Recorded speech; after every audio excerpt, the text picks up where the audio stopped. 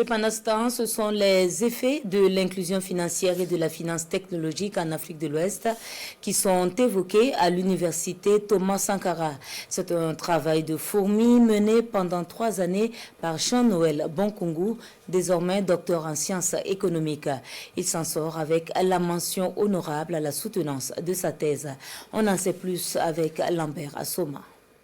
Face à un jury international de 5 membres, Jean-Noël Bonkungu défend sa thèse intitulée « 3 essais sur les interactions entre l'inclusion financière, la finance technologique et la qualité des institutions dans le développement économique et social des pays de la CEDEAO ».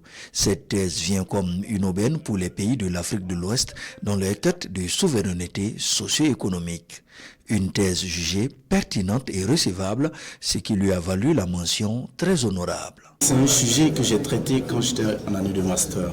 Voilà, j'ai travaillé sur le développement financier, l'inclusion financière et la croissance économique dans les pays de l'UEMOA. Voilà, et nous avons abouti à des résultats qui montrent que l'inclusion financière est un outil très essentiel dans le développement économique et social. Et dans le cadre de cette thèse, nous avons élargi le champ d'études. Voilà, pour pouvoir regarder les spécificités de la finance technologique et de la qualité des institutions. Pour les membres du jury, cette thèse va contribuer à l'inclusion financière et réduire les inégalités économiques au sein des populations de l'Afrique de l'Ouest au regard de la qualité des recherches qui ont été menées. Ces résultats montrent que d'une part l'inclusion financière stimule la croissance économique.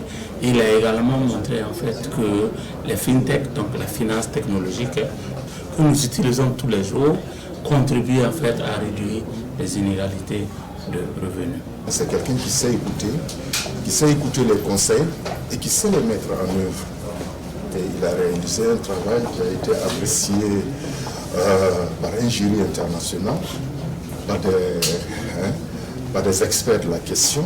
Le désormais docteur Jean-Noël Bonkungu entend poursuivre les recherches dans le contexte actuel des États de l'AES. Il s'agira pour lui de vérifier les effets de l'inclusion financière sur ces 3 pays.